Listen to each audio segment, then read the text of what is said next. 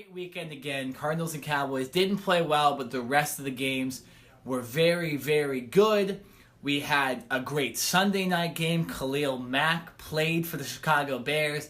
Aaron Rodgers came back from the dead in the game. It seemed like he was going to be out, for a long time, and he comes back second half and they come back. The Monday night games were great. The Thursday night game was interesting. Very good ending, though.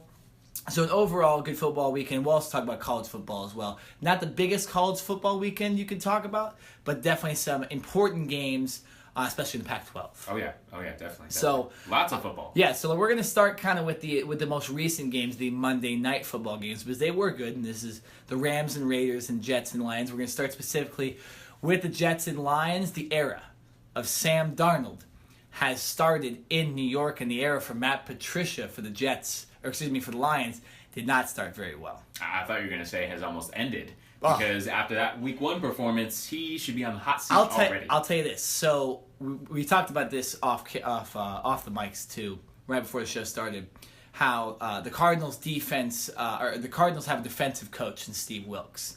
And they came out, and when the defense didn't play well, the offense didn't play well, because a defensive coach is probably going to focus more on the defense, right? Well, so I was disappointed about the Cardinals, right? They lose 24-6 at home. And then the Lions get blown out by the Jets with a very similar coaching situation. So I feel a lot better about the Cardinals situation after watching the Lions get blown the hell out by the Jets. This one is so interesting to me because the first thing that I think of is Bill Belichick and his kind of disciples, right? And yeah. Bill Belichick obviously is a legend as a NFL head coach, and all of his assistant coaches who have gone on to become head coaches for other teams, the majority of them have not panned out. You can think about Romeo Crennel with the Browns. You can think about Eric Mangini with the Jets. I would say Bill O'Brien with the Texans has probably had one of the best records overall, but still, even for him with the talent on that Texans team, they haven't really done too much. And obviously now Matt Patricia taking over the Lions head coaching job, and we do have to pump the brakes. This is only Week 1 and Game 1, so we can't completely throw in the towel, but the way that this team looked, turning the ball over 5 times, and Matthew Stafford throwing 4 interceptions himself, and the way that the Lions gave up 48 points, it's not a good look. So I almost have to look at it and say, if you're a Bill Belichick coordinator, it's almost better to just stay a coordinator as opposed to going and getting a head coach. Why do people leave New England? Right? It doesn't make any sense. I don't know. I mean, if you're Matt Patricia, you have to say, all right, I'm feeling decent about myself.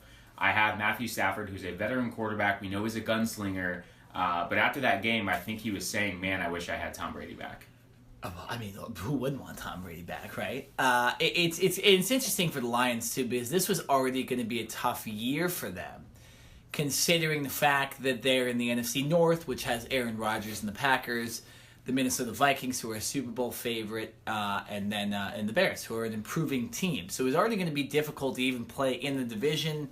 You're getting blown out by the Jets might make the playoffs now. Nobody really expected that from them, but they get blown out by a team that perennially isn't a playoff team. Not a good start, and it doesn't look good for the Lions. No, I came into this season with the Lions being the 4th team. In the NFC North, I feel that they just don't have the overall talent to compete with the other teams that you just mentioned in that division. And it's basically Matthew Stafford and Golden Tate, and that's about it. They have Darius Slay, who's a very underrated corner, but they don't have the all-around pieces to compete. I'm sorry. They've been trying to fix their running back core for almost 5-6 seasons. They bring in LeGarrette Blount, and he's kind of a no-show. I mean, listen, look at these stats. Kerryon Johnson as well, rookie. Right. But he's not going to be showing out right now. No, but here's the thing. It's like the Detroit passing game, they threw for 300 yards between Matthew Stafford and Matt Castle, who came in and kind of mop up duty time, right? Matthew Stafford threw the ball 46 times. Matt Castle threw the ball 6 times. So they had a combined 52 passing attempts.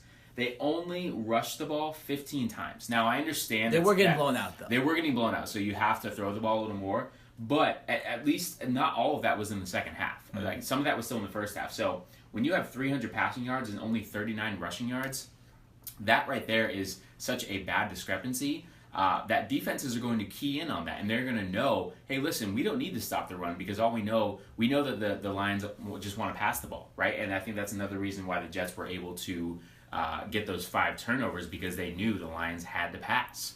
But I do want to give a lot of credit to this Jets team. I don't want to take away what they did, even though the Lions had a bad performance. I think the Jets, and some of the players even came out after in the postgame and said, hey, we knew the calls that the Lions were making. We kind of knew if they lined up in a certain formation, we knew the play that they were going to run. So all we had to do was play our assignment, and we knew we were going to make a play. Yeah, and that they definitely did. Well, no, and the thing about that, and that's why I think people need to calm down a little bit about the Jets, because they're used to Patricia. They played him twice a year for the last couple of years, obviously being in New England's division, and they figured out, and they were smart, and they figured out the calls. That's not going to happen every game. So you look at all these interceptions and they're throwing, and that was the key. They kind of admitted that, hey, that's the reason we played so good in the back end. Now, they do have a good roster on defense. I like their young players.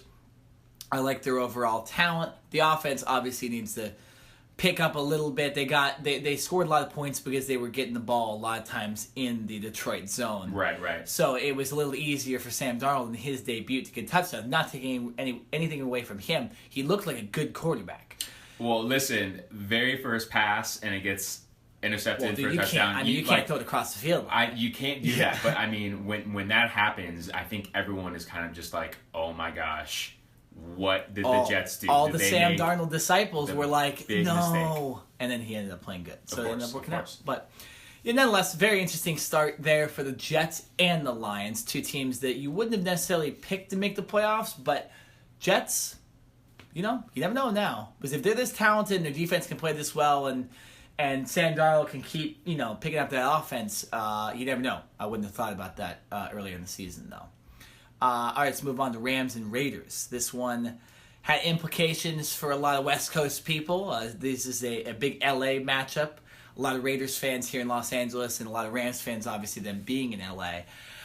This is a good game in the first half. And then the Rams, did their thing. They took over, and the Raiders, to be honest, did their thing too, and got tired on defense, and the offense wasn't playing. So, an interesting game, but I think this was the result a lot of people thought was going to happen anyways.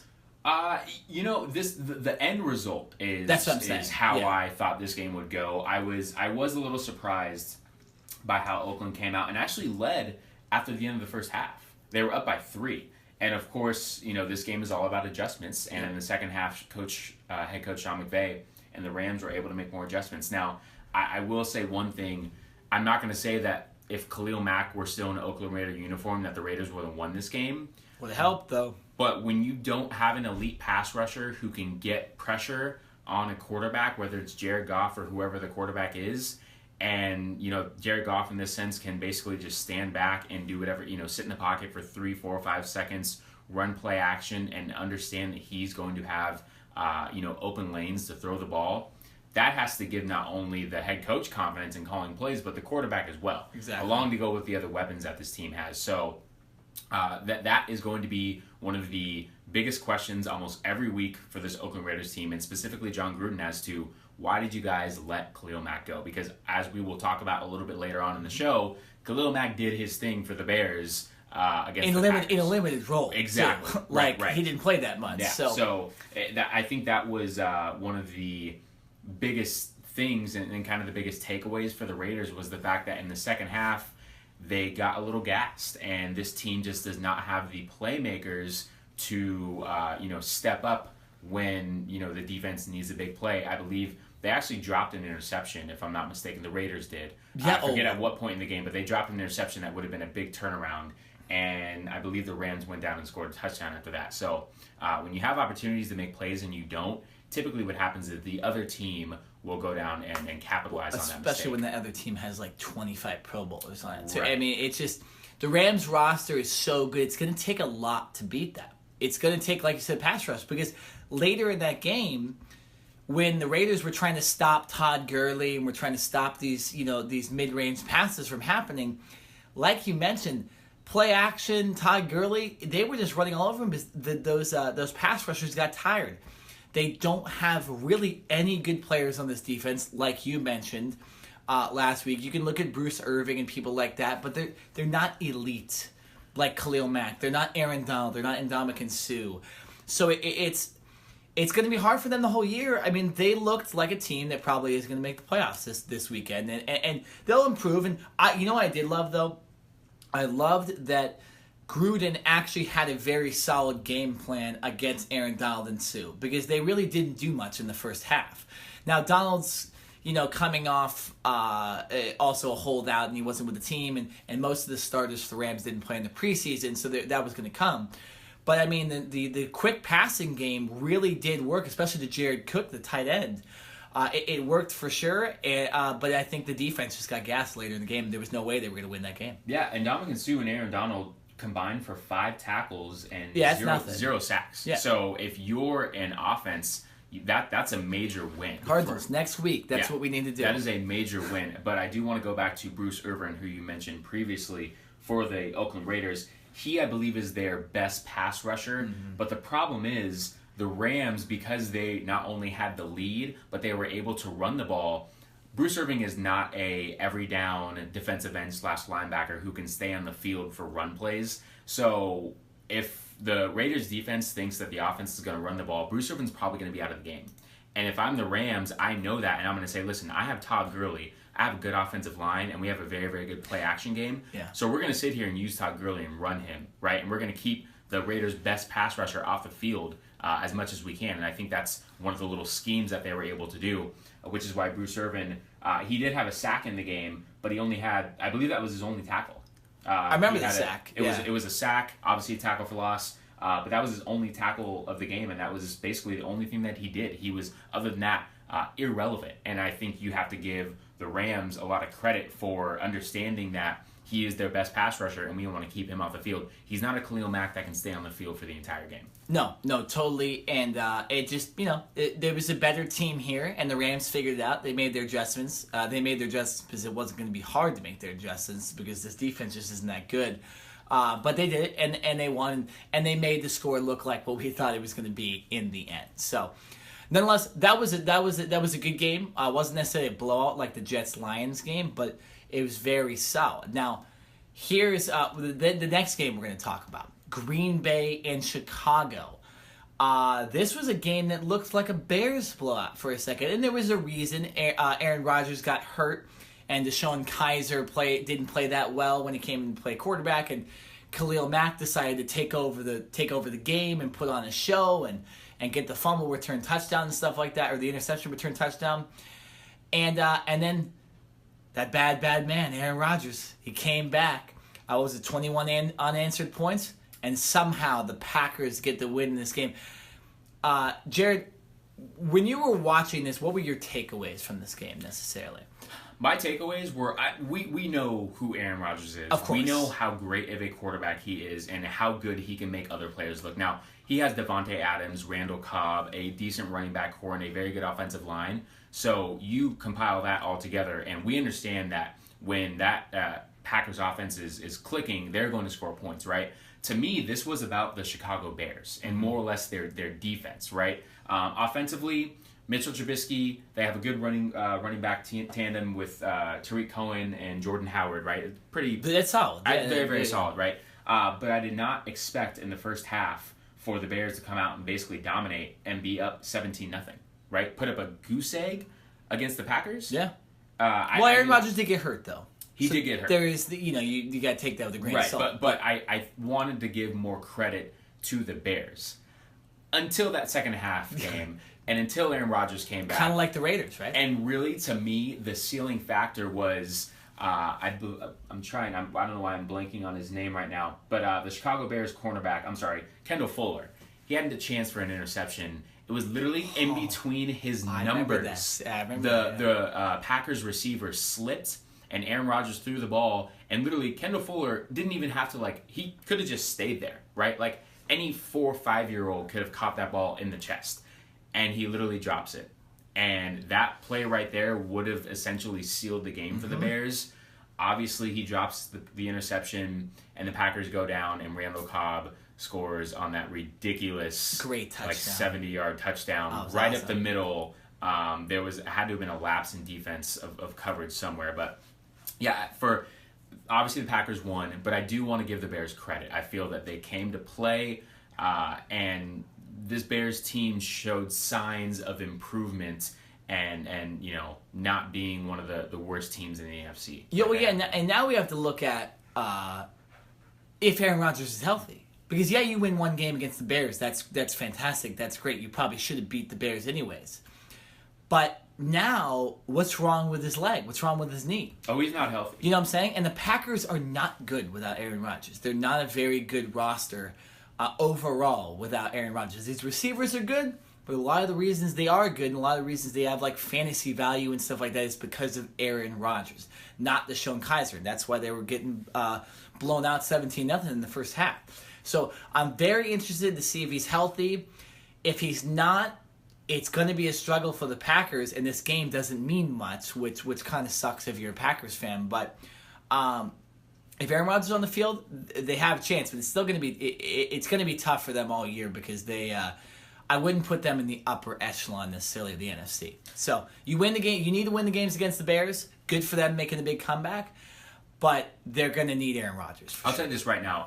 I don't care if Aaron Rodgers does play this upcoming week against the Vikings. He will not be 100% healthy. No, that's a tough matchup against the Vikings. And you're going up against a Vikings defense that was number one in total defense all of last year. So, if Rodgers does not play and they have to put Sean Kaiser in, who threw an interception against the Bears last week, that is not a good matchup already. So, I think if Aaron Rodgers does play, he'll be at 80, maybe 85% at best. But listen, he's a gritty guy. He understands that he needs to be on the field for this team to win and compete. And I believe one of the reasons why the Packers did bring Rodgers back into that game on Sunday night was because they deemed that his injury would not get worse. So who knows what the other medical evaluations have been going on so far for this upcoming week. True. But at least in that quick stint in that game on Sunday, they said, hey, this can't get any worse. So this is basically on pain tolerance. Can you go out there and hobble on one leg? He said yes, and obviously the rest is history. So I think the Packers have to look for the long term here, right? Obviously they want him on the field, but is it better to potentially rest him for a week or two and let his leg heal up even more? Or do you risk the chance and just say, hey, we're putting you out there right now, go win for us? Yeah. So I don't know. That's why I'm not a coach. I would not want to be the one making that decision. But I think sometimes, especially with the elite caliber quarterback that he is, you kind of have to err on the side of caution and say, listen, this is only week one. We would prefer you to sit out for a game or two and come back for the last 13 games of the season, as opposed to putting you back on the field when you're not completely healthy and risk losing you for the rest of the season. True. Yeah. But they also are at a point right now with Aaron Rodgers where they kind of need him to stay on the field. So you almost do risk it. It's not like he's some rookie like for example, the Philadelphia Eagles treating Carson Wentz kind of with kid gloves right now, and they're kind of just saying, well, we won the Super Bowl last year, but we want this Carson Wentz guy, and whatever it takes to get him healthy, whether it's Nick Foles starting or whether it's maybe us not being as good this year, we want him to play. Aaron Rodgers, a little bit different because he's been around a long time, and they definitely need him. They can't really even compete without him. So that'll be very interesting, like you mentioned. All right, moving on. We're going to play a little game here. This is going to be a quick, very easy game we want to play here. This is not Do You Care. We're not playing Do You Care. We're not playing Cover 5 either. It's a game called Did Le'Veon Bell Report to the Steelers Yet? Jared, what's the answer is no. No. Okay, so what is your prediction? When does he show up? He shows up, and I did confirm this. I know we spoke about this last week. We spoke about it after the podcast. Explain to the people what you were talking about after the podcast. So for NFL players who decide to hold out during the regular season, they obviously can do so. They will not get paid. Le'Veon Bell has already surrendered $850,000 for his week one game check, right? Goodness. He's choosing to do so. Not many people would. I would not. That's a lot of cash, right? But he is. In order for Le'Veon Bell to accrue a full NFL season, he has to play at least 7 games, if I'm not mistaken. So Le'Veon Bell would have to return to the Steelers lineup by week 10 in order to finish off the season and have this season count towards his career.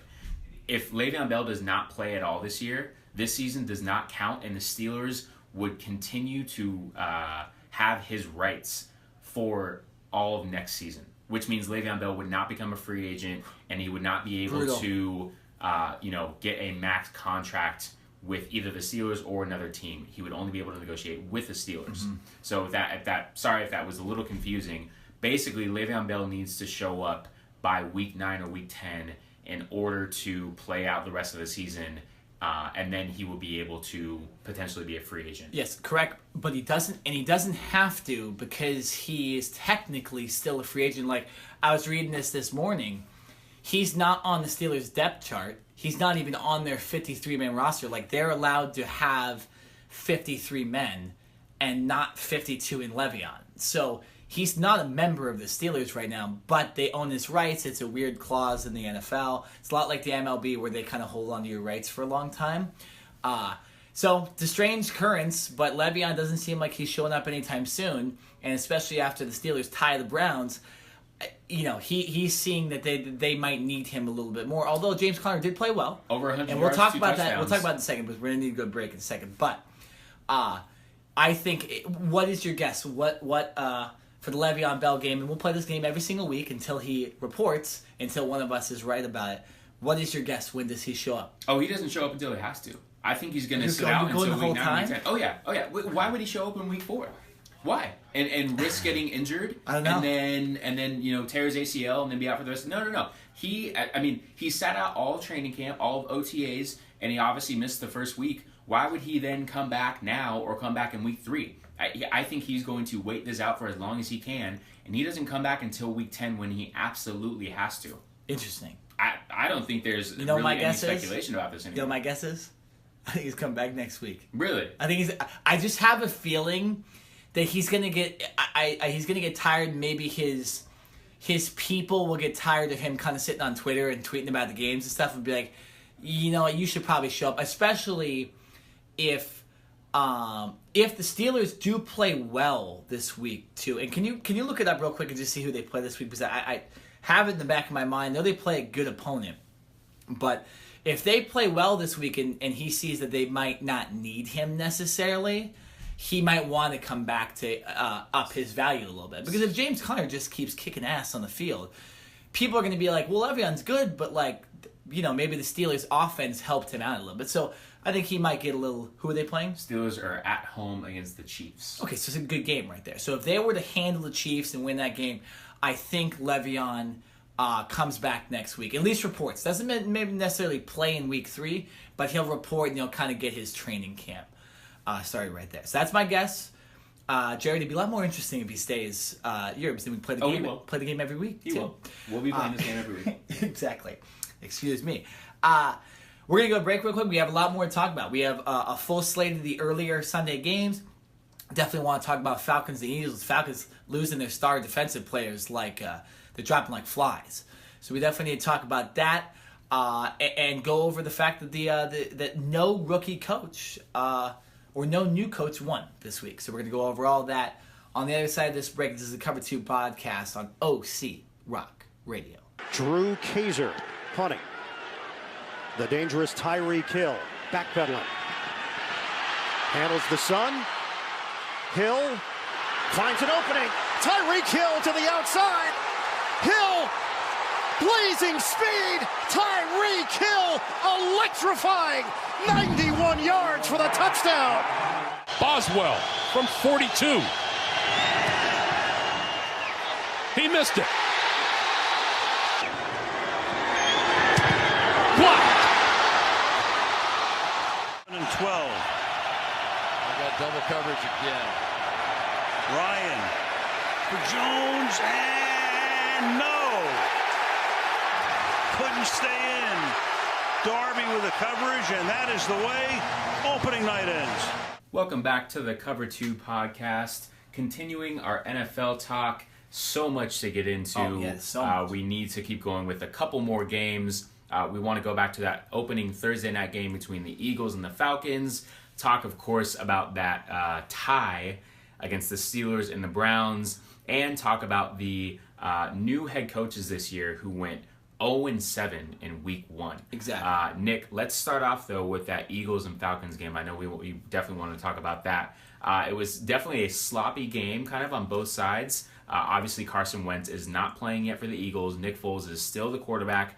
The Falcons had some big key losses defensively, but I want to get your thoughts on the game overall. Yeah, the game was, a little disappointing because I wanted to see more from the Falcons. The Falcons, I believe, before this game, were one of the top teams in the NFC and a possible Super Bowl contender. For many reasons, I think that's going to be tough for them to do now because of these injuries to Keanu O'Neal and Deion Jones, both placed on injury reserve. Now, Keanu O'Neal tore his ACL. Not only tore his ACL, but then came back in the game and then retore he tore his ACL and came back in the game with a torn ACL. So, and then Deion Jones, I believe, this was an injury that happened during the game, but it didn't seem like anything serious, and now he's put on IR, which means he's out for, 8 weeks? At least. Yeah, so tough for the Falcons. Those are the two best defenders. Maybe you could put Vic Beasley in there and Desmond Trufant, but I thought those were two of their best defenders on that team. No doubt, two of the best defenders. Exactly, and so that's really tough because that defense was the defense was good. And then Matt Ryan didn't look very good in this game either, and it looked like his arm wasn't there, and Julio was really the only guy that made a factor in this game. So I was disappointed by the Falcons. I kind of knew the Eagles weren't going to play good on offense because Foles didn't play good at all in the preseason. And until they get Carson Wentz back, I'm not going to take them serious as a Super Bowl contender. I know that sounds ridiculous since Nick Foles won Super Bowl MVP, but he can't do it for a whole season. So I'm waiting for Carson Wentz to come back. So for me, I was more disappointed in the Falcons, but good for the Eagles to get the win and hold the Falcons off on that last drive as well. The Falcons, in my opinion, lost this game. This was Totally. almost 100%. like the playoff game of last year, where the Falcons had an opportunity to take the lead, and they could not get it done in the red zone. I don't play calling was understand. horrendous. The play calling is horrible, and I have to give Steve Sarkisian Come on, man. We've given this guy a lot of crap on this show. But guess what? It's well deserved.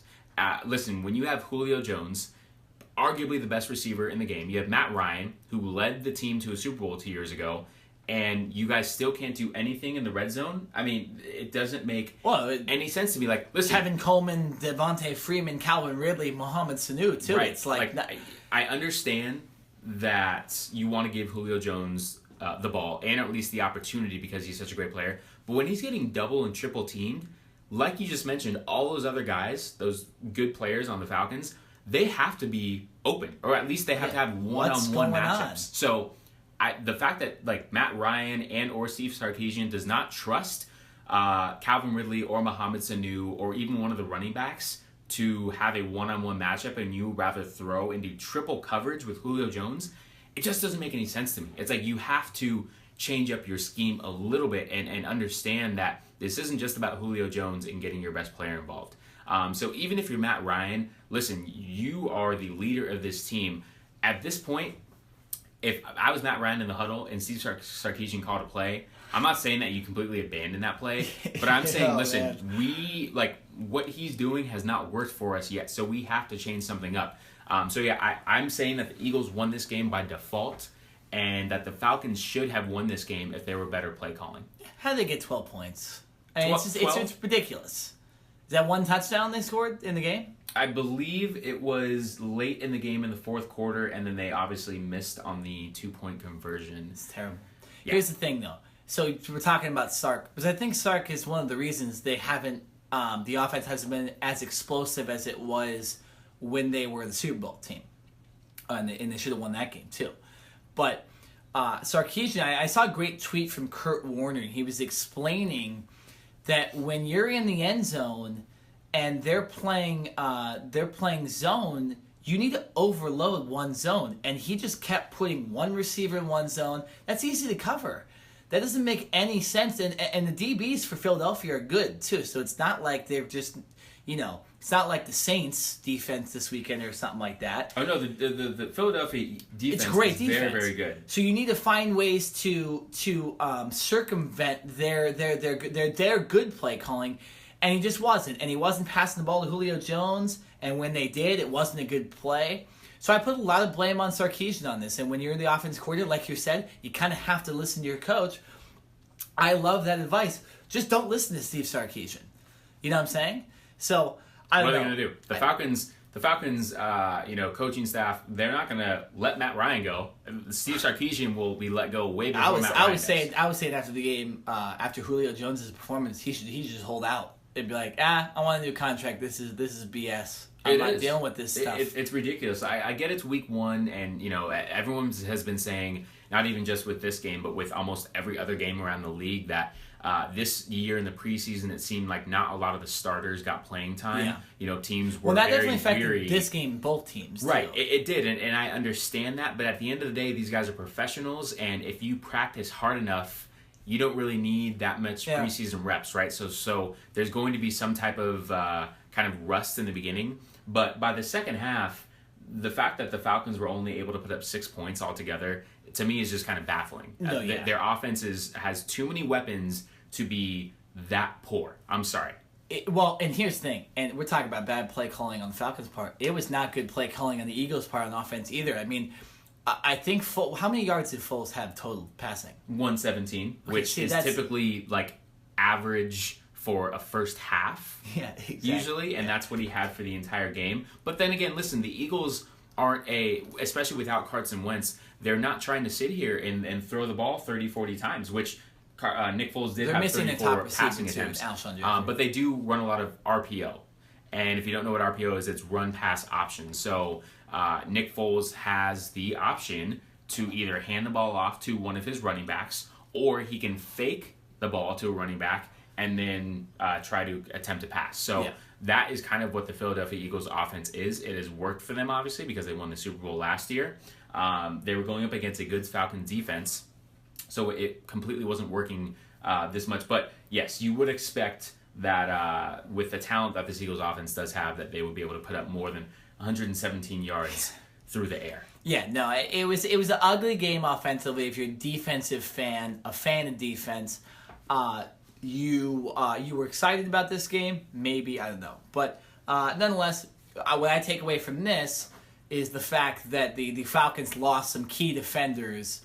And real quick, Jared, could we possibly see a move? Now obviously I was thinking this before Deion Jones got hurt, but the Falcons could add a certain safety to boost this defense. Oh, who would that be? I'm talking about Earl Thomas. Really? Yeah, because now the Seahawks look better than I thought. They're going to be competitive this year. Now, as a Cardinals fan, I'm going to try to talk as much crap on them as possible, but they did look better, so maybe they hold on to Earl Thomas throughout the year. But man, if you're the Falcons, you almost need to go out and get a guy like that, because once you lose your star linebacker and you lose one of your top safeties, I think it's Kesey who's their safety right now, but he's not an all-pro. And Earl Thomas is one of the best safeties in the game and has been for the last 5 years. And so I think if you're the Falcons, you have to go out and get a guy like Earl Thomas. See, I think that they need to go out and make a move. I don't think Earl Thomas is the fit there.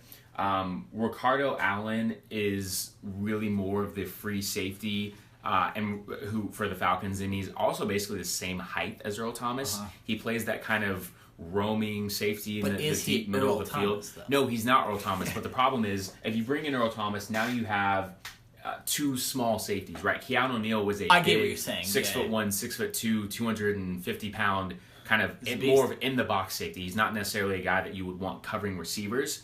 So they had a good kind of mix and match with Ricardo Allen and Keanu O'Neal. So now that you lose Keanu O'Neal, now if the Falcons, heaven forbid, would have lost Ricardo Allen, then I can understand bringing in Earl Thomas because they have more of the same skill set.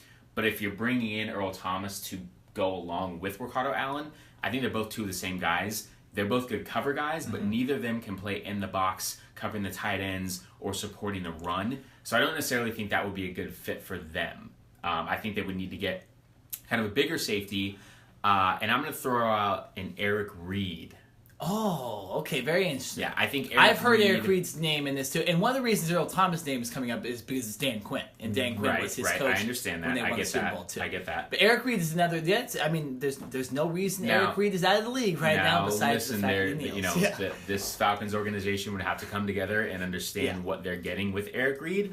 But I think Eric Reid, his skill set on the field would benefit this Falcons team a little more, and he plays a little more like Keanu Neal, where he's a bigger safety. He can guard receivers, but he's a better tackler and more of like a hybrid linebacker and a bigger guy. Yeah, no, I wanted the Cardinals to get Eric Reid in the offseason. But nonetheless, very interesting game. Talked about that a lot more than I thought we would.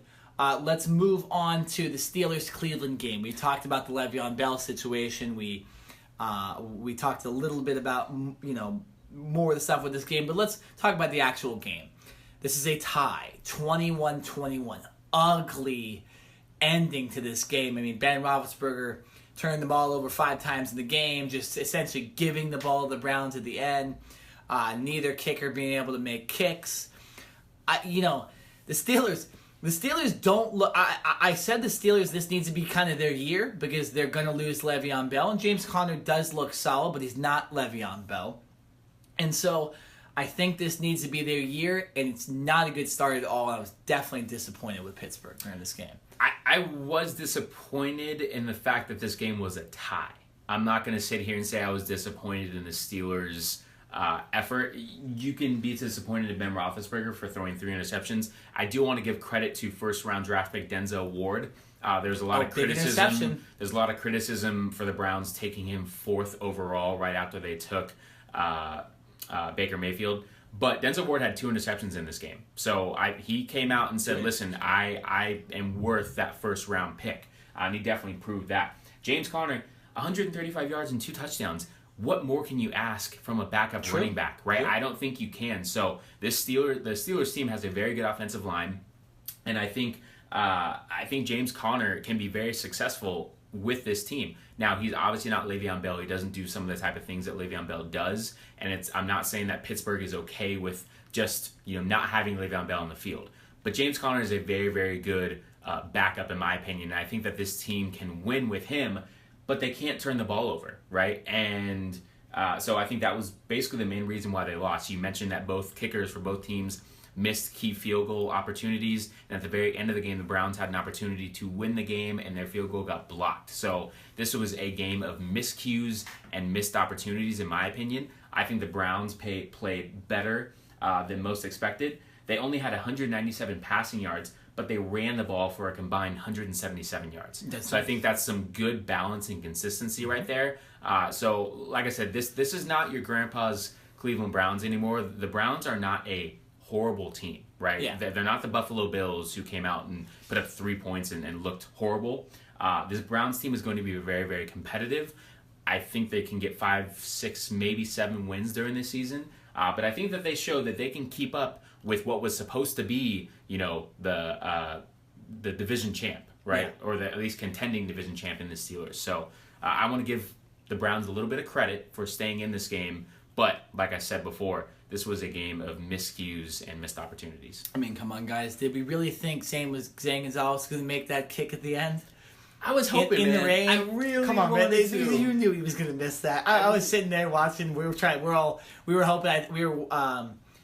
We had a 2 TV setup, so we were able to watch a couple games at a time. Like when we were watching the Cardinals game, for example, in the 1:00 games. We had the Seahawks game and the Denver game and the Cowboys game on below too as well. But I remember we kept switching back to that game because more craziness kept happening. But I just knew I was sitting back and I was like, there's no way he's making this kick. The Browns can't win the game like this and beat the Steelers week 1. There's no way. Oh man, so they didn't. So close. They tied. They're so close. Jared, you're happy about it, but. Nonetheless, we'll see when the Browns finally win a game. The Steelers definitely need to play better. I was disappointed in them. They're one of my top picks in the AFC. Speaking of top picks in the AFC, 2 teams that we really liked coming into this season put on a good show this week. I'm talking about the Chiefs and the Chargers. Now, it seems like same old for the Chargers, right? You go in StubHub, the Chiefs sell out the stadium, right? They used to sell out Qualcomm too. This isn't new. And then the Chargers don't win week 1. They disappoint. They have major mishaps in the end zone. And the Chiefs get a week 1 win. I think, and I mentioned this to you, the Chargers missed at least 2 just wide open touchdowns. I mean, they should have won the game. So I'm not taking away from the Chargers. The Chargers are still a good team, but it just seems like they can't ever get over that hump. The Chiefs, though, did exactly what I thought they would do. They're an impressive offense, and Mahomes is a good quarterback. This Kareem Hunt, Tyreek Hill, Patrick Mahomes combination with this defense is dangerous for the AFC, and I'm going to be excited to watch that in the rest of the season. Mahomes, in the preseason, there were a lot of people saying, man, is this guy going to be able to be accurate enough to make throws against, first-string defenses? And obviously in the preseason, you don't really want to show too much, right? Show your cards and show what you're going to do for the regular season. Well, the Chiefs didn't show anything because they came out and had a completely different offense. They had a great game plan. You have to give a lot of credit to head coach Andy Reid. 256 yards, 4 touchdowns, 0 interceptions for Patrick Mahomes. That is, to me, probably the bigger stat than even throwing the 4 touchdowns. The fact that he did not turn the ball over against what was supposed to be and still is a good Chargers defense. They did not have Joey Bosa, so I think that played a little bit of a factor. Sure, absolutely, yeah. But I want to give credit to Mahomes and the fact that he did not turn the ball over. Tyreek Hill, listen, this kid is special. He returns a punt right in the first quarter to get the game going. He has a nice touchdown later on in the game to go along with Kareem Hunt. This offense has been a good offense in past seasons with Alex Smith. This offense is going to be very, very explosive. And if the defense can just be middle of the pack and give up, less than 20 points a game, I think this Chiefs team is destined to win the AFC West. Oh, yeah, no, I mean, they're a good team this year. The Chargers are not a bad team. They got Melvin Ingram, Phillip Rivers, Keenan Allen, the defense when Joey Bosa comes back and combines with Melvin Ingram. That's fantastic. They got good DBs too. These will be the 2 teams I believe in the top of the AFC West, but it just seems like the Chargers can never get over the hump, and the Chiefs usually can never get over the hump in the playoffs necessarily, but they always win the AFC West. So hopefully that changes. I like this Chiefs team. And even more after this week, I like Patrick Mahomes. I think he's going to be a good quarterback in this league. We got a lot of young, good quarterbacks. Sam Darnold showed out. Patrick Mahomes showed out. Somehow Lamar Jackson got into the game this weekend. So I want to mention this. The Kansas City Chiefs won this game with their all-pro tight end Travis Kelce only catching 1 pass for 6 yards. That, to me, is pretty scary because we all know what Travis Kelce can do, not only in the red zone, but what he can do in a game. I mean, he's caught 10 passes for over 100 yards before, so he's a big-time receiving threat. The fact that he was basically non-existent in this game and the Chiefs were still able to win pretty handedly, that is scary to me. Now, you're not going to see Tyreek Hill catch go for 169 yards in every single game. There's obviously going to be a little more balance there as far as how Patrick Mahomes spreads the ball out. But when they get Travis Kelce involved in this offense, you got Sammy Watkins, you got Kareem Hunt. Who do you stop, man? I mean, this offense. Looks like the Rams. Tyreek Hill before the regular season started said we are going to be the most explosive offense in the NFL, and so far he's completely right. It's going to be very fun to watch them. And what's funny is, so you remember the last couple of years, Alex Smith, he didn't even throw the receivers. Those guys, the receivers weren't even getting touchdowns during the regular season. So very, very interesting there. So 2 quick tidbits. We don't have a lot of time to talk about these 2 games. I wanted to talk about the Giants and Jaguars. Really, what did you think about the OBJ, Jalen Ramsey Listen, OBJ matchup. came out and did what he did. He had 11 catches. For over 100 yards. Yeah. So he proved that he deserves that huge contract that he got. Listen, Jalen Ramsey is still a great corner, but when you're going up against a legit, number 1 receiving option in OBJ like that, you're going to give up passes sometimes. So the Jaguars were still able to come out and get the win. Their defense was still very, very dominant. They stopped Saquon Barkley. Besides that one long touchdown. That one long 68-yard touchdown, yeah. That's basically all he had. The Jaguars defense is legit. The Giants were who I thought the Giants would be. They're going to be in ball games. OBJ is going to get his catches. Saquon Barkley looks like he's going to be a breakout star. But the Giants are going to come up short more often than not, in my opinion. I think I overrated the Giants a little bit in the preseason rankings we did. They came out. Eli Manning just doesn't look that good. And now this was the Jaguars defense, which might be the best in the league. So maybe I'm playing a little Wednesday morning quarterback here. But nonetheless, I think I might have overrated them. Maybe the Eagles are the best team in the NFC East. I didn't think that before. And then real quick, 49ers and Vikings. What did you think about Jimmy Garoppolo's debut as a kind of the true full-time quarterback of the 49ers? Right. I think a lot of people were hyping up Garoppolo. And listen, last 5 games of the year to end the season last season, he went 5-0, right? So coming into this year, it was like, all right, we got Jimmy G. We finally have a starting quarterback. The problem is they don't have that many weapons around. They don't. That's right? what I was just going to say. You lose Jerick McKinnon to an ACL injury before the season even starts. Your number one receiver is Pierre Garçon, and he has 2 catches for 21 yards, right? Your number one receiving threat was George Kittle, the tight end, who had 5 receptions for 90 yards. I'm not trying to throw any shade at George Kittle, but if he's your leading receiver, that's probably not a good sign. They only rushed the ball for 90 yards. And the number one problem was they were going up against a great Minnesota Vikings defense. I do want to give a quick shout out to Dante Pettis, the rookie receiver who had a fantastic great catch in the back of the end zone to score his first touchdown. My girlfriend did not teach him, but Dante Pettis went to the high school that my girlfriend used to teach at. So we were definitely watching that game and super happy for him. So not only is he a good kick return and punt return guy, but he showed that he could be a threat in the receiving game as well. So just wanted to give him a quick shout out. Absolutely. No. I used to play him in football all the time. He was like one of the elite players that we always knew about and stuff like that. I played him in basketball too. So he was a cog in my a young sports life. And he's going to be a cog in my life now because he's on the 49ers and I'm a Cardinals fan. It doesn't stop. But nonetheless, it was a great weekend of football sports. Jared, what was your favorite moment of week 1 of the NFL? We won't do this every single week, but it was week 1. It seemed like a great weekend. What was your favorite moment? Oh, man. I think it was, for as tough as this is, and it has nothing to do with the Eagles, it was just about seeing real life football back, right? Week 1. I mean, the preseason is great for guys on the depth chart, guys trying to make the team. It's good to see football, just being played. But now that it actually means something, I think it was just nice to see a full slate of games on Sunday. Went out to a bar in Lake Forest and, had a bunch of TVs and just sat there and drank and just watched the full bevy of games. So it was just nice to see 5 or 6 different TVs with 5 or 6 different games, going on. So I think that was the best part for me. Week 1 can sometimes be a little kind of misreading as far as you never know, teams are kind of knocking off the rust. So I think once we get, week 2 this week and then going into week 3, we should start to see teams play a little better and probably more to what the expectations of what they were in the beginning of the year. So I'm looking forward to better football play from a lot of teams in this week too. Yeah, I liked that a lot of the storylines ended up kind of panning out. Like Sam Darnold played well in his debut. Khalil Mack was unbelievable for a couple seconds. Aaron Rodgers is still Aaron Rodgers. There was so much that went on. A Super Bowl champs defend again at home. It was fun to watch.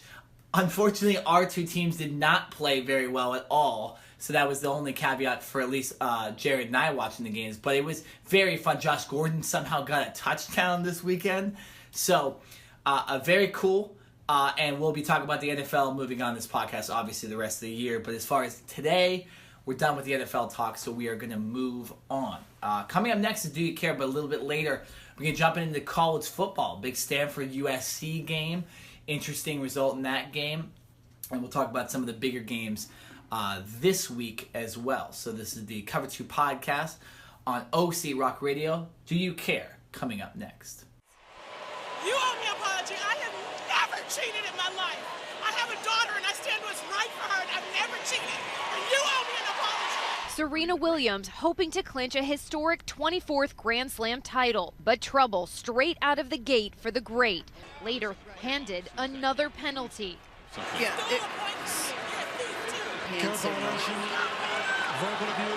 The champion breaking down as the two embraced after the emotional match. 3-run pinch homer, Brock Holt, can you believe it? And and the Red Sox have taken the lead here 4-2. Win number 99 brings with it a postseason berth. That's locked up tonight. Welcome back to the Cover 2 podcast. And Jerry, you know what time it is right now? What time is it, Nick? It's time for a non-football Do You Care? A lot of football on the show today, so we're not going to overload you with it. This Do You Care will not consist of any football questions. So if you are not a fan of football and for some reason still listen to our show, here is your big part of the show right here. You're going to get 10-15 minutes of non-football talk. But there's some very good and interesting stories that we need to talk about for sure. And Jared, we will start with this. Do you care that the Boston Red Sox clinched a playoff berth? I do not care. This is obviously, something that was going to happen. Yeah. First team. What I mean going to happen, I think we could all realize and see that the Red Sox were going to be one of the first teams to clinch. Definitely in the AL East, they have a 9-game lead on the New York Yankees right now. They're 99-46, and they just easily look like one of the best teams, if not the best team in Major League Baseball right now. You got Chris Sale, who came back and pitched last night for the first time coming out the DL. Yeah, he only threw for like 2 innings though, or something like that. Right. But just the fact that he is coming back and they're bringing him along slowly, he will be ready for the playoffs, and he will be their ace. It was pretty interesting and funny. David Price was asked if he was going to opt out of his contract, and he said, why would I leave and go to another team that isn't as talented as this Red Sox team is? The interesting thing about that, too, is him and the media have a very strained relationship in Boston. And the fact that someone asked him that question, number one, probably he didn't like it. And number two, it's interesting to hear that he's still getting those kind of questions from the media. They just go back and forth. Right, yeah. So, this Red Sox team is probably going to be the favorite going into the playoffs to win the World Series, as they should. Obviously, that's why they play the games, because you never know what could happen. But right now, this Red Sox team is not only loaded, but definitely deserves to be the first team to clinch a playoff spot. Nick, do you care that Jake DeGrom set a new MLB record yesterday? Yes, I do care, because when you hear what he did, this is kind of ridiculous. And people talk about the Cy Young Award this year, and maybe you shouldn't give it to a guy that's on such a bad team like the New York Mets. Well, once I tell you this stat, this should pretty much clinch it for him, bar him just totally collapsing in his last couple of starts. The record that Jacob DeGrom broke had stood for over 100 years. Wow. Okay, it's one of those records. He has now given up 3 or less runs in 26 consecutive outings. That sounds impossible to me. The guy wouldn't have one single bad start, and that's 3 runs. It's not 3 earned runs. That's 3 runs. So Jacob DeGrom, one of the best pitchers in the major leagues, and he should win the Cy Young in the National League. He's my vote. But to hear a record like that, because you hear, Jacob DeGrom broke a record. Okay, well, that makes sense because he's having a fantastic year. His ERA is below 2, and he's one of the best pitchers in the league. But to hear that it was over 100 years and it's 26 consecutive starts, that's just unreal. So I have to care about that. That is amazing, and he should win the Cy Young. Give the Mets fans something to cheer about this year, because the team is not very good. Jared, do you care that the Boston Red Sox and New York Yankees don't necessarily like that Josh Donaldson was traded to the Cleveland Indians? I don't care, but this one is a little interesting. Josh Donaldson basically made a name for himself with the Blue Jays, and he's been on the DL since May 28th. Right before the waiver wire claim ended. Yep. I'm sorry. No, well, I was going to say, what's his injury, though? Oh, so he was on the DL for a left strained calf. Interesting. And, strained calf is different than a tear. It's not a tear, right? It's just something that kind of lingers, and you got to monitor it safely. But the fact that he's been on the DL since the end of May, and we are now in almost the middle of September, is pretty interesting. The fact that the Blue Jays kept him on the DL for that long. I think they had a kind of a realization that he was not going to be a part of the team in the future, and they were going to trade him. So I think they wanted to keep him on the DL to keep him as healthy as possible and make him more attractive to teams. Obviously, the Indians ended up picking him up, And they did put him back on the DL once the Indians did pick him up for like a 10-day stint. He did get off that, and he played yesterday for the first time since May 28th. Looked good yesterday, too. His swing looks good. Yeah, he went 0 for 4, but like Terry Francona and like Nick just mentioned, he did have some good swings. Yeah. He made a nice defensive play against C.J. Cron. But the story here is the fact that a lot of people think that he was kept on the DL, knowing that he was going to be traded, and the fact that other teams weren't able to be involved in this trading process with him. So I think that's the thing. But guess what? That's just one of the loopholes of this rule, and the Blue Jays played it off, and nothing they can do about it now. Donaldson is on a Indians team that is in first place in the division by, I believe, 15 and a half games. They are easily and probably going to be the next team to clinch a playoff spot. No other team in that AL Central stands a chance of making the playoffs this year. Exactly. Nick, do you care that Shohei Ohtani, and I'm forgetting his first name, but It's Sean Manaea. I'm sorry, both are likely to not pitch again until 2020. I do care about this for both pitchers, too. I'll start with Sean Manaea because he is more relevant to this season. Sean Manaea is one of the best pitchers for the Oakland Athletics, who are going to make the playoffs this year. They're up high enough in the wild card ranks that they are going to make playoffs, and they actually might win the AL West as well. But he's a guy that threw a no-hitter against the Red Sox this year, and knowing who the Red Sox are, that's pretty impressive. But he's going to have shoulder surgery, and this is unfortunate, and it means he's going to miss this season and likely next season. So a big loss for Oakland. Oakland does have a great bullpen, so they probably can take this loss and be able to move forward, and it's not going to end their season, but definitely disappointing. They had a great pitching staff, and Manaea was one of those guys, and now they lose him not only for this year in the playoffs, but for next year. Manaea was a potentially candidate to pitch in the wild card game against the New York Yankees. If they're in the wild card game, like I said, they might win the AL West, but that sucks for the A's. And then Shohei Ohtani. It revealed that he's probably going to have Tommy John surgery. This is something that Angel fans hoped would not happen. The man can still hit. He's been hitting home runs while all this news has been coming out. But unfortunately, he's not going to pitch till 2020. And now there's, a small debate on whether he should continue pitching and maybe just should go as a full-time hitter. Because the guy has proved if he's healthy and he wouldn't have had the pitching problems, the arm problems this year, guy may be a 30-40 home run possible guy. With a good average. Now, he doesn't hit a lot against lefties. I think he's hit one home run against a lefty. But nonetheless, super disappointing. And we'll kind of see where this goes with Ohtani. The Angels not going to make playoffs this year. The roster isn't that good anymore. But nonetheless, these two pitchers getting lost till 2020. This is not even until next year. It sucks for both organizations. A little more for the A's only because they're going to be in the playoffs this year. Jared. Next question. Do you care that Gilbert Arenas and Nick Young have beef? Had beef? Agent Zero. No, I don't care. The funny thing about this story is the fact that Nick Young basically called out Gilbert Arenas on social media. I believe it was Twitter. This isn't the first time these guys have kind of gone back and forth.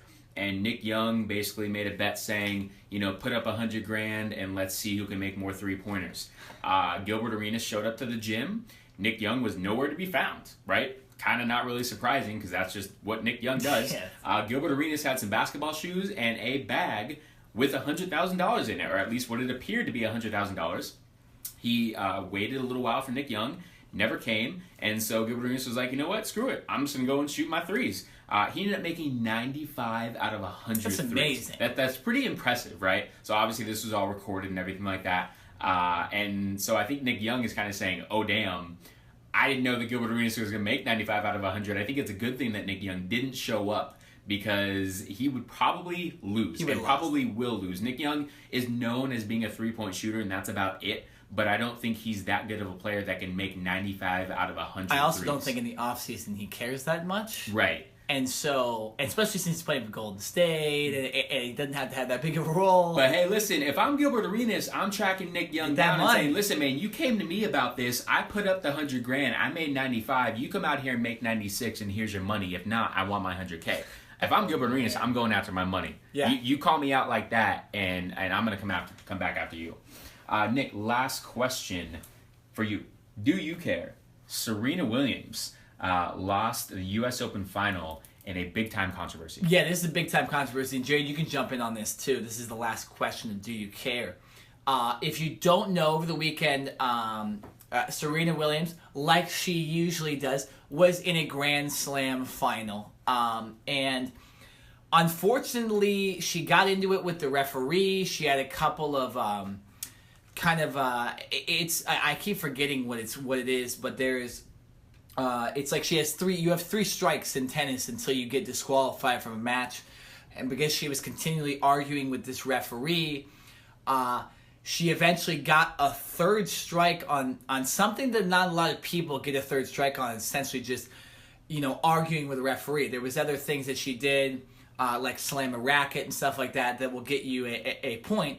But a lot of times, you let in the final of a Grand Slam tournament, you'll let that kind of stuff go. This referee did not, kind of put a power move and disqualified Serena Williams, and this young lady ended up winning it against Serena, which she probably shouldn't have. And the big time controversy is because Serena Williams has come out and said that it was possibly a racist thing that he was doing against her, that men have done way worse and not got disqualified. And so we have another controversy here with Serena Williams, and this referee is wrong. I personally think they're both wrong, because I didn't think Serena needed to keep going at the guy like she did. She should have just let it go and played. And this referee absolutely should not have disqualified her and gave her a loss. It was almost, to me, it was a power move by this referee. Jared, I want to get your thoughts on this too, just because it was over the weekend. It's been not only in the sports media, but it's been in the the national media and stuff like that. Right. Yeah. There's a couple different angles on this. First of all, a lot of people are sitting here and saying, if Serena Williams were a man, would this have happened, or would this outcome have been different? And unfortunately, I think the outcome would have been different. I agree. Like many people have said, it doesn't matter if it's Roger Federer or Novak Djokovic or any of the major big-time men tennis players. Sometimes they get a little bit more the benefit of the doubt. They get to kind of speak their mind a little bit more. I don't necessarily know why, nor do I want to speculate on why, but that's just how it is. For the females and specifically Serena Williams, it's almost like they are supposed to be more friendly and more laid back and not as outlandish, right? Well, guess what? Serena Williams, the champion that she is, she's a competitor. She wants to go out and win, and if she feels that she is getting cheated or wrongly accused of something, she's not going to just sit there with her mouth closed. She is going to go up and speak her mind. And I don't think she was purposely trying to be rude or anything like that to the umpire, but she just wanted an explanation.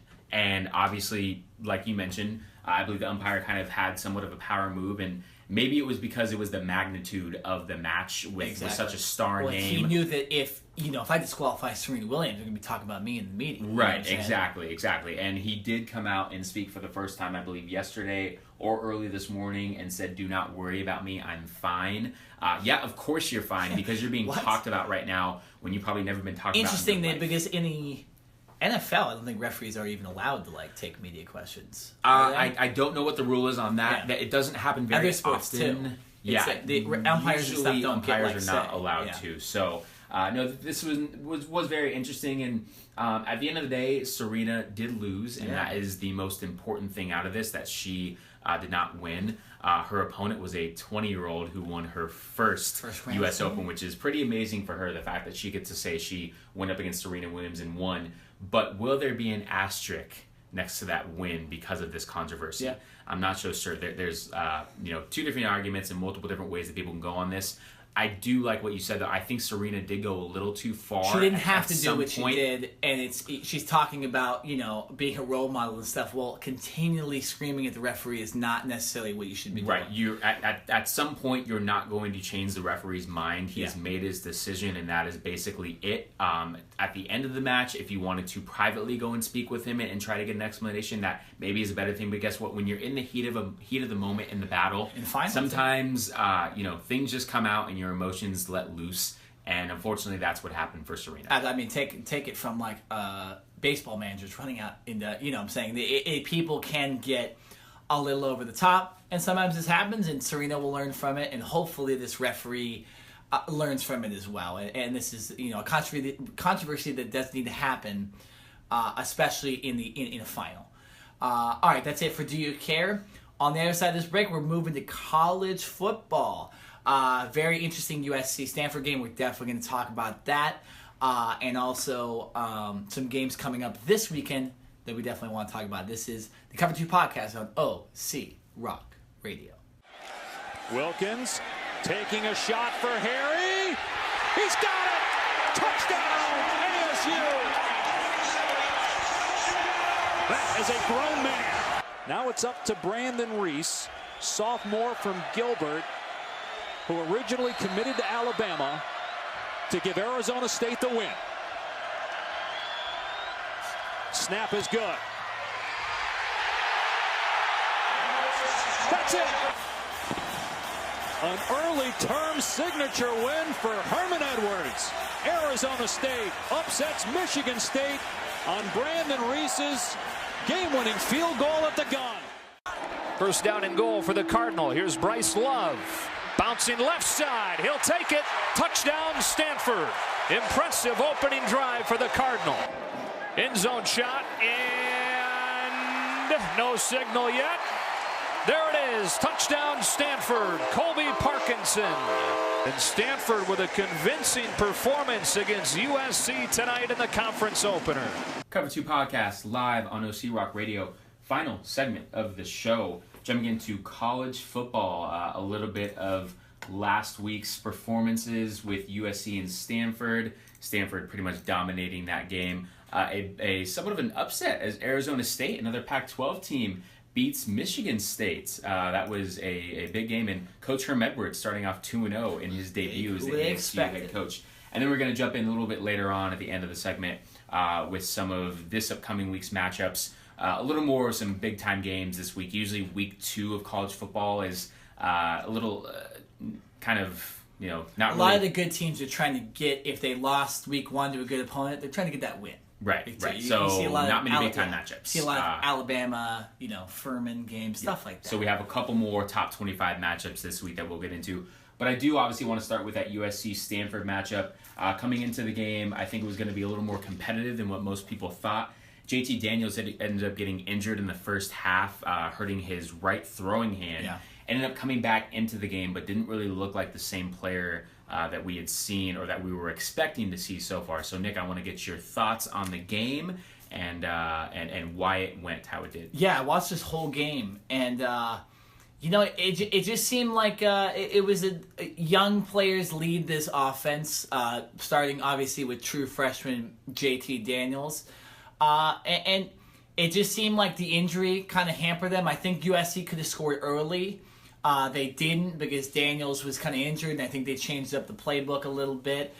They had trouble in the red zone, too, and this was a kind of a problem for them last year, even with Sam Darnold as their quarterback. Clay Helton has not been the best, or maybe I should say T. Martin, has not been the best offensive coordinator when it comes to red zone offense. And it's going to be tough for USC, obviously, if they can't score in the red zone. And with this great Stanford defense, like it always is, they were able to stop them continuously. I think USC threw a big interception in the end zone as well, in the red zone. So, tough for them. I think JT Daniels should have found his now I shouldn't say former teammate, his teammate in high school who came over with him, Amon-Ra St. Brown, more. He didn't hit him until late in the fourth quarter. And that was his go-to guy against UNLV. So I think USC, they're still a great team. But I just think that the youngness of their roster showed in this game against a more veteran Stanford team. And Bryce Love looked fantastic. KJ Costello looked really good, a lot of time in the pocket. So a good game for Stanford. Stanford seems like they're going to be a legit threat here in the Pac-12, and they're going to be one of the teams to beat for sure. But I think this was more of a veteran team beating a young team, and Clay Helton just needs to shore up a couple of things. Yeah, no, you said that very well, and Stanford is definitely the more veteran team, and Bryce Love came out and did what he did. They're going to run the ball. He carried the ball 22 times. He looked really good. 136 yards. Stanford does that. USC turned the ball over 3 times. I don't care who your opponent is. When you turn the ball over on the road, especially, that is a recipe for disaster. Yeah, USC has trouble on the road. And when you have a freshman quarterback in the game who is very, very talented, but his first time on the road playing a good Stanford defense, you throw 2 interceptions and you lose a fumble. That's not the way to go. I mean, listen, I'm looking at the stats here. I mean, USC's rushing attempts, they had Ware ran the ball for 59 yards. Stephen Carr ran the ball for 52 yards. Passing, Taylor Vaughns was the leading receiver with 7 catches. He had 84 receiving yards. Michael Pittman Jr. had 65 receiving yards, and then St. Brown had 39. So they were able to spread the ball around a little bit. I don't think that was the issue. I think it was the fact that when JT Daniels did go down and they had to come in with the backup, I think things got a little out of whack, and the fact that they turned the ball over. So this was definitely Stanford's game. Stanford will take this game 100 out of 100 times. It's going to be a little sloppy. It's not going to be high scoring, right? It's going to be in the teens, maybe the low 20s. They're going to run the ball, and they're going to run play action when they have to. So if this is Stanford right here, if they can do this for the rest of the season, then they're already a top 10 team right now. I think they're only going to go higher than that if they continue to do what they do. Yeah, Bryce Love. Now, so here's the thing. Now, Bryce Love is not playing in their next game. They're playing in the fourth quarter. He came out with an injury. Yeah, they're playing UC Davis, who's a Division II team, so they'll win. And it's probably a rest day. They're kind of giving Bryce a bye week. But how good do you think this Stanford team really is, though? Are they a team that could potentially make the Final Four? Or do you think maybe a Washington or a Notre Dame's going to end up beating them later down the line? It's tough to say. If Kevin Love is in the ball game, Bryce Love. I'm sorry, Bryce Love. Kevin Love from basketball here. If Bryce Love is in the game, I think you have to give Stanford a chance. Do they have the talent across the board to compete with an SEC team or even a very talented offensive team? That I'm not so sure of. The reason why I said this was a Stanford type of game was because it was a little sloppy. It wasn't a perfectly played game, obviously, by either team, but the fact that Stanford was able to control the ball on offense and run the ball at will basically served them very, very heavily. If they get into a matchup where they have to go up against an offensive juggernaut or a team that just has a lot of weapons, I'm not so sure that they can keep up points-wise with another team. So I'm going to be a little reserved in saying I don't think that they can make it into the college football top 4, but I think that they definitely deserve to be a top 10 team, at least for right now. Yeah. Stanford's one of those teams also that hasn't been able to get over the hump into the Final Four of the national championship. They've been to many Rose Bowls. They've played many huge games, but they're one of those teams. They remind me a lot of like the Chiefs that can't get to that second level, that top tier level, like a Clemson or an Alabama or an Ohio State. So should be interesting to watch. I think if they beat Washington, that will obviously help them. And then I think Notre Dame will probably be one of their toughest tests of the season for sure. Let's move on to a very interesting game. This was more of an upset. The Stanford game, you could have said that that's not an upset because they were ranked ahead of USC. ASU, like you mentioned, Herm Edwards is 2-0. They beat a Michigan State team that was ranked. ASU was not ranked. They have one of the best wide receivers in the league and a very veteran quarterback who I believe is in his 5th year there at ASU. I like what I see from ASU, and it kind of clinched it for me because I was saying in their first game they really showed out, and they beat their opponent that they should have beat by a lot. You know, USC came out, beat UNLV, struggled against them a little bit. ASU just kind of beat the crap out of Texas San Antonio, who's not horrible, but they're not good either. And so I said, you know what? It's going to be interesting. If they can beat Michigan State, I'm going to be behind the bandwagon on them. And they end up beating Michigan State. They control the clock at the end of the game. They walk off on a field goal. I like what I see from this ASU team, and I like Herm Edwards too. So it's going to be very interesting to watch the rest of the season. Yeah, I wasn't so high on the Herm Edwards choice by Arizona State, and nothing against Herm Edwards. I love him as a former coach, and obviously he's been an analyst with ESPN for many, many years before taking this job. I just felt that he was just more or less old school. I wasn't so sure that he was going to be able to buy into more of the spread offense and the things that other teams are doing in today's college football. Because for him, with just his ways, if he wanted to come out and run just a straight pro-style offense and defensively try to play man-on-man every single down, I didn't think it was going to work. But I think he's proven a lot of people wrong by being able to adjust and understand that this is not, football of 1990s anymore, that he needs to lean on his coaching staff a little bit more and understand that we need to spread the ball out. But listen, the first 3 quarters of this game, Michigan State was definitely the better team, right? They led 13-3 going into the fourth quarter, and finally in the fourth, Arizona State was able to even score a touchdown, muster up 1 touchdown. Yeah. So I think you have to say a little bit that Michigan State kind of let this game go, right? I don't know if they got a little complacent or what the case may be was, but I don't want to say Michigan State lost this game because you have to give credit for Arizona State for staying in, hanging in there, and coming back. But this was just kind of an interesting one. I wasn't so sure that Arizona State had it in them to come back. So the resiliency that they showed really shows me that they're going to be a contending team in this Pac-12, and that they're not in a rebuilding stage, or they're not one of these teams that you can just look past. No, and this because I follow a lot of Arizona Cardinals people on Twitter and other social media, I inherently get a lot of Arizona sports news. And there was a lot of hype behind this game in the state of Arizona. And I think people were starting to get behind it, and they're starting to see, hey, this ASU team looks good. They knew they had the returning quarterback. They had N'Keal Harry, who's he's going to be an NFL player. He's going to play at the next level at wide receiver. And they saw that Herm Edwards, after that first game, there wasn't a letdown. So I think even more, the crowd's going to come out. Those ASU crowds can be really fun to watch. And I've been to ASU games before. They are great games, and they're always entertaining. And so we'll see what they can do against Pac-12 opponents. They play in the Pac-12 South, so they're going to have to play USC. They're going to have to play UCLA. UCLA is, off and on, but it's still a Chip Kelly team. Play Utah, teams like that as well. So they're going to have to play tough opponents. But nonetheless, I think since U of A is kind of already, not played well at all. They got killed by Houston this weekend, and they have a great quarterback and stuff, and they're disappointing with their new coach, Kevin Sumlin. I think the state of Arizona is getting behind Herm Edwards at ASU, and I think soon enough, maybe some of the rest of the United States will get behind them as well. But it was an interesting week in college football last week. A lot of blowouts, some interesting games. Clemson barely beat Texas A&M. Notre Dame kind of struggled against Ball State, but nonetheless, everyone kind of comes out unscathed. But looking into this week, Jared, kind of tell the people what's the biggest game of this weekend? What are you really looking forward to? Biggest game by far to me has got to be in the SEC. Absolutely. Number 7 Auburn going up at home against number 12 LSU. Can I say this? This has got national championship implications to this. Really? It's got a Final Four.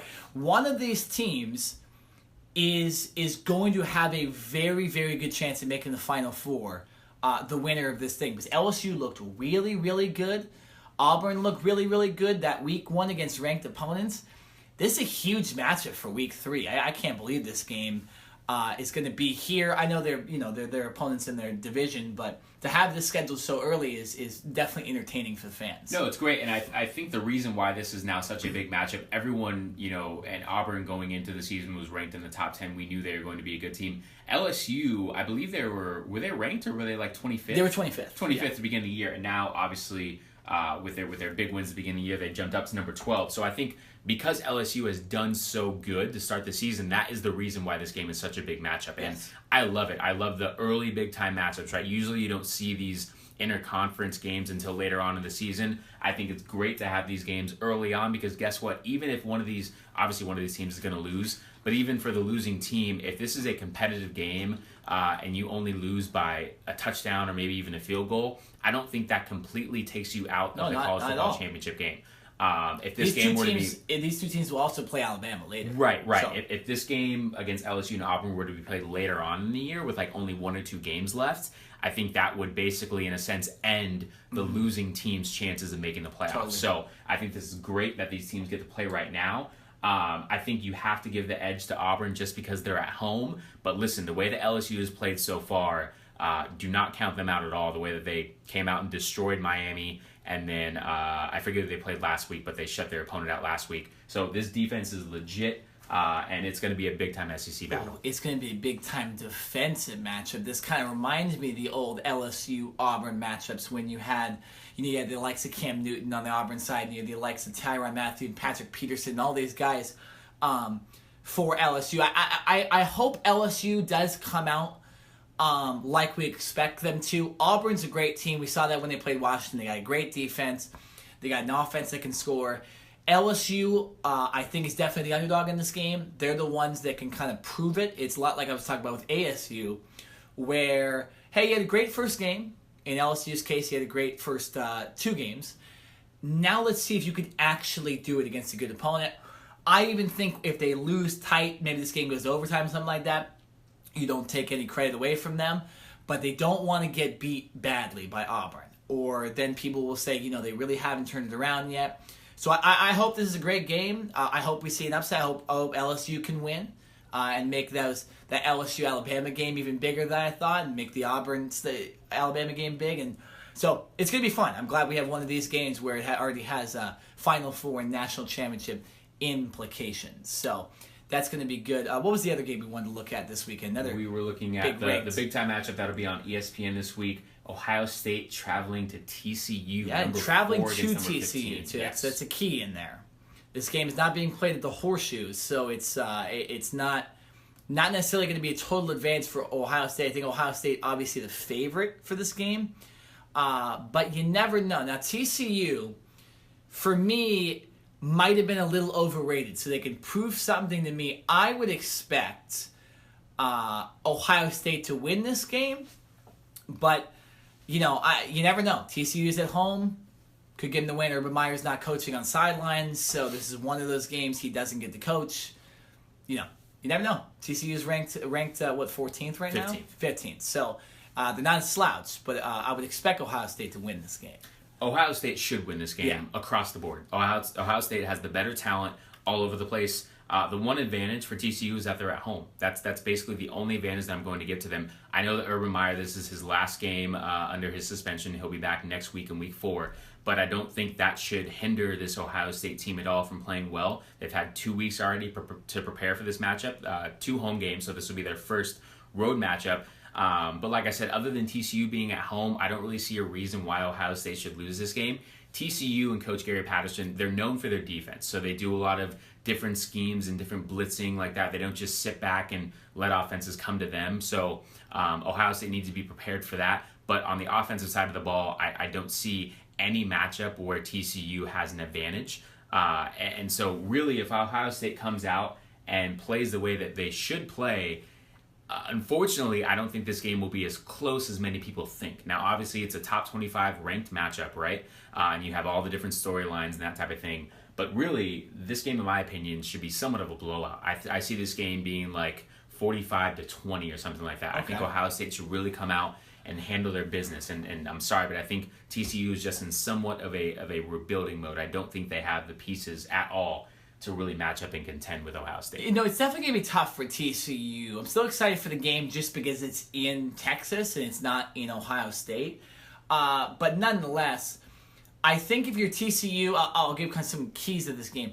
If you're TCU, you definitely want to come out and punch them in the mouth first, or you want to stop them on defense first. You don't want to let Ohio State score right away or make you have a 3-and-out. You definitely want to score first, a lot like we saw the Raiders do against the Rams this past weekend.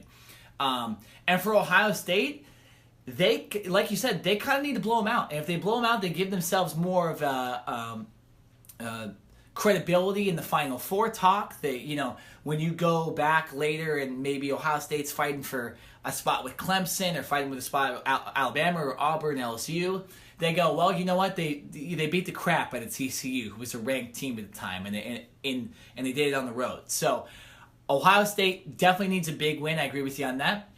And TCU just needs to come out early, strong, and just stick to their game plan. Like you said, use their good defense to their advantage. But man, like you got like Nick Bosa on the other side for Ohio State. That's definitely tough. It is, yeah. And TCU last week when they played SMU, they came out to a sluggish start. They ended up winning 42-14, I believe. And obviously they're a better team than SMU is. Absolutely. But if they come out with that same sluggish start against Ohio State, yeah, I know, right? That isn't going to bode well for them at all. So, especially being at home, you have the crowd behind you. I will not be surprised that all of TCU decides to take the ball and they want to go out and get the opportunity to score first to really get the crowd involved. But they're going to have to do that. Come out with a lot of energy and kind of make that first punch, because if Ohio State gets the ball and comes out and scores first, the crowd's going to already be down a little bit out of it, and that's just going to not bode well for this TCU team. And no, I totally agree. Jared, do you see maybe an upset possibility in any of these games? This one's a little tough. At the beginning of the year, I'm looking at Alabama and Ole Miss in the game. I saw you looking at it. Alabama's on the road, right? So at the beginning of the year, before the dust kind of settled and we realized that Tua was going to be the starting quarterback for Alabama. Yes. I think this game would have been a little more interesting because we weren't sure if Jalen Hurts was going to be the guy, and with Jalen Hurts, you never know what you're going to get, right? So Ole Miss being at home, they're not ranked, but they have 2 wins so far in the season. So I would have given Ole Miss a little more of an advantage at the time, but now with Tua in there, this Alabama offense looks legit, right? So I don't think this will be much of a game. Boise State, Oklahoma State, another ranked showdown. Boise State number 17, Oklahoma State number 24. Oklahoma is at home. So give them technically, yeah. I think you can say that this could be an upset because Boise State is ranked higher, but I'm going to give this one to Oklahoma State. But other than that, other than the 2 games that we originally talked about, I don't really see another upset coming on here. Oklahoma and Iowa State, I think, is going to be an underrated matchup. Obviously, Oklahoma is the better team, but Iowa State playing at home is always a tough matchup. They beat Texas a couple years ago at home. And then Texas, speaking of Texas, they host USC. Now that could be an upset. You think Texas has a good opportunity? Well, I just think this is another thing we were talking about with the Stanford game right in the beginning of the segment, how a veteran team might be able to beat a more freshman team like USC. It's in Texas. It's not in the Coliseum. This was in the Coliseum. I'd say for sure USC is winning. That might be an upset for sure. One upset I'm going to throw out to people, though, is Utah over Washington. Really? Yeah, because Utah is very underrated this year. I cannot remember the stat for the life of me right now. I've been trying to think of it the whole segment because I saw this game on here. And Utah is leading the nation in, I believe it's a defensive stat. And they're playing at home, and it's always tough to play in Utah. It's not the bitter cold like you're going to get maybe in October or November. But playing in Utah is not easy, and I look for that to potentially be an upside. I know Washington's already lost a game to Auburn, but this Utah team is good, and it's one of the reasons the Pac-12 has a lot of very solid teams. These teams like ASU and Utah are really outperforming what people thought. And I like this Utah team, and I think that could be an upset. But if I had to pick an upset, I'm going to go Texas over USC. Okay, yeah. Utah does play well at home. Their first 2 matchups this year were against Weber and then at Northern Illinois. So they won both of those games, but neither of those teams are Weber State. respectable. Weber State, they're not playing basketball. It's not Damian Lillard. Okay. So I don't know. Washington, big-time opponent coming in.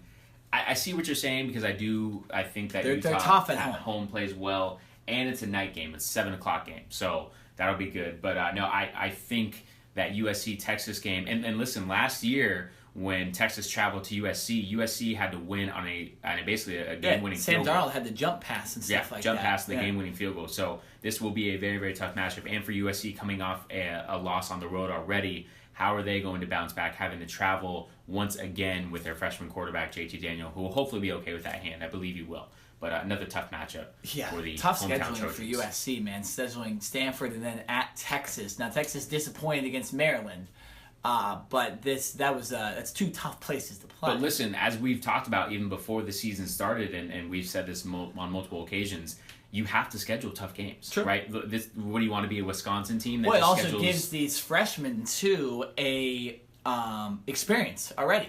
You know, JT Daniels is already can say, "Hey, I played in Stanford. We played a tough game. We didn't get blown out, and now I'm going to play in Texas."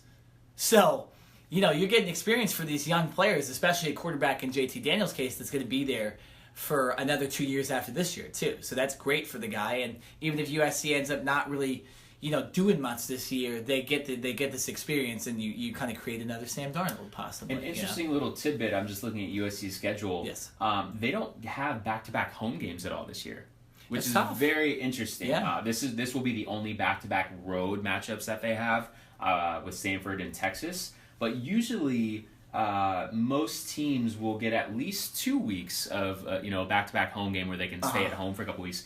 USC will basically home on the road, that type of thing. So we'll see if that plays a factor at all. I don't think it will, because Coach Clay Helton will get these guys ready and prepared to go, and you can't really use the schedule as an excuse. But I do think that's interesting that they don't get any back-to-back home games this year. It is very interesting. It seems like USC's scheduling finally kind of bit them back. They're one of those teams that likes to get a little extra home games, and maybe this year it just ended up being a lot of the Pac-12 opponents are on the road and stuff like that. So, nonetheless, interesting. Jared, do you have a final thought? We have about 2 minutes left in the podcast. Any final thoughts so far?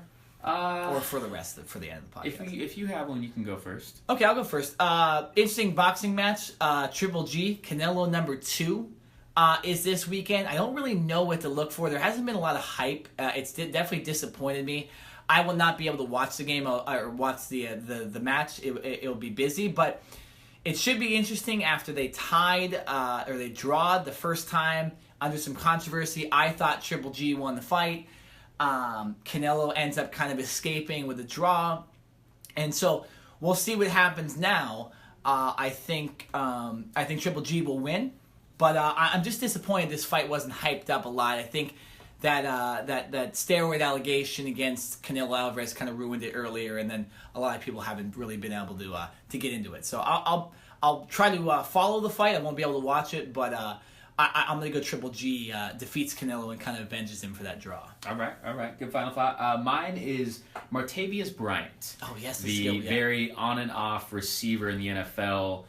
Came up with the Pittsburgh Steelers, made a name for himself, got suspended multiple times. The Steelers released him. This past offseason, the Oakland Raiders picked him up on a multiple-year deal. And then it came out that Martavius Bryant is possibly going to be suspended for this entire year. He hasn't been suspended yet, but the Raiders released him right before the regular season started. He was one of their last roster cuts. Well, guess what? Another interesting move by John Gruden. They decided to bring Martavius Bryant back on a one-year deal, but there's still the possibility that he could be suspended for a year. So I don't really understand this reasoning of why you would bring him back when there's a good possibility that he could be suspended for a year. I'm not sure. I mean, maybe they, after the Monday night game against the Rams and decided that their receiving core isn't that good. And if they could use Bryant for a game or two, maybe that'll help. But if he does get suspended, this is just going to be another, and what it seems to be now, starting to get a long list of questionable decisions made by Coach John Gruden and this Oakland Raiders staff. So, interesting move there, bringing back a player that could be suspended for a year. That's totally interesting. It almost like, the people say a lot that we do overreaction Monday, or in our case, overreaction Wednesday. I don't think we overreacted yet, but for them, they kind of did overreaction Tuesday, and we're like, oh, our receivers didn't play well. Let's sign this guy, even though he might get, Right. Yeah, Gruden. Very interesting start for him, for sure. All right, next week, hopefully by this time, Le'Veon Bell has reported to practice. Not going to happen. Because that will be right.